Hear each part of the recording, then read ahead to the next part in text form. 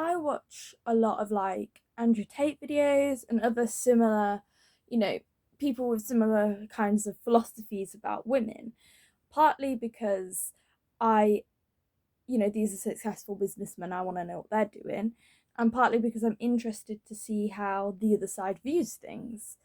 It's important to challenge your own argument so that, when faced in reality with these things, you know what you're going to say, you know what you're going to do. But one thing that none of the males who I've been watching take into consideration, and I haven't seen very many females with the sort of very strong views about women and women's place and women in the workplace and why women couldn't start up like their own matriarchal civilization, etc., etc.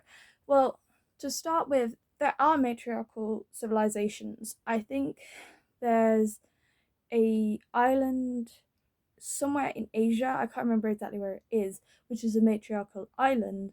And I think during World War Two or I think World War Two, it might have been World War one of the two. Um, the women tattooed themselves because to the invaders it made them less desirable. And this island, as far as I know, is still there and it's still matriarchal and it's really interesting. So, to start with, there are successful matriarchal societies, but in the modern Western society, which is patriarchal and also capitalist, it is harder for women to succeed. Things like women's health aren't taken as seriously. I don't know much about how this island with the matriarchal society worked, but um, from my experience in the Western world, like it was only this year that there was a law put in place in the UK about women's health and how it's taught or how much is taught in medical school, which is ridiculous considering the fact that around half of the population is female, and then that half of that population are going to be giving birth in theory, half of that population are going to have gynecological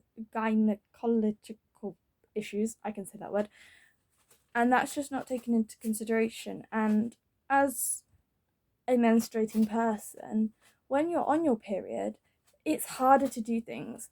There's a series on BBC Sounds called 28ish Days, which really breaks down how hormones make a woman feel and how a woman's first period and how that's dealt with can change her whole perception of that time of their life where they're menstruating. And it's the age where a woman starts menstruating is getting lower and lower and lower. I think now it's between 12 and 13, but most of the people I know were talking 10, 11.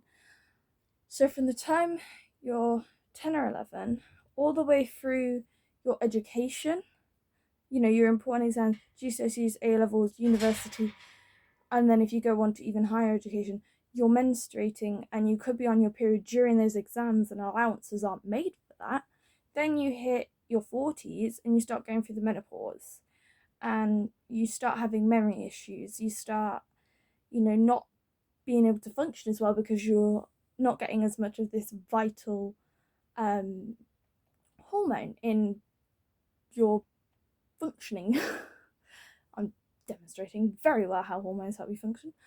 And men don't have that. They have hormonal changes, but their hormonal changes tend to be a daily cycle rather than a, in theory, monthly cycle.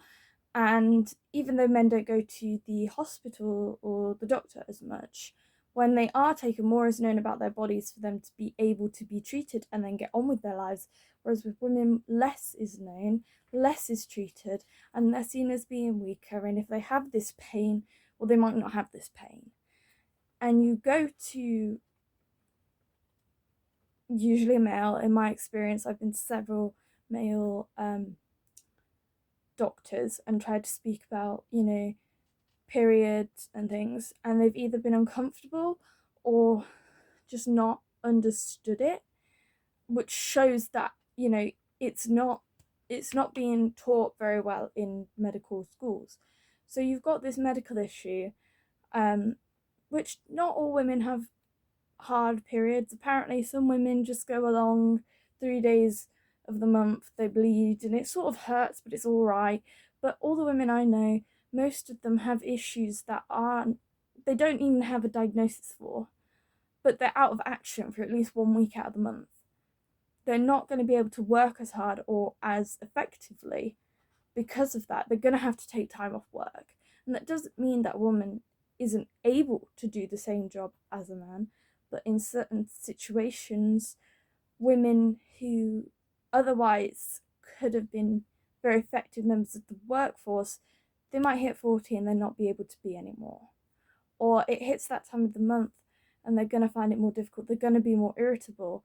And then rather than thinking that she might be going through a difficult biological situation, she's laughed at. There aren't provisions in place in most of the Western world, as far as I know, for women's menstrual cycles and how they affect them. And that's why I think that women don't do as well in our society with business and things, because those sorts of things just aren't taken into consideration. Whereas men, they grow up, they hit puberty, they have a couple of difficult years, they come out the other side, and then they're the same practically until death. And it's not an even playing field.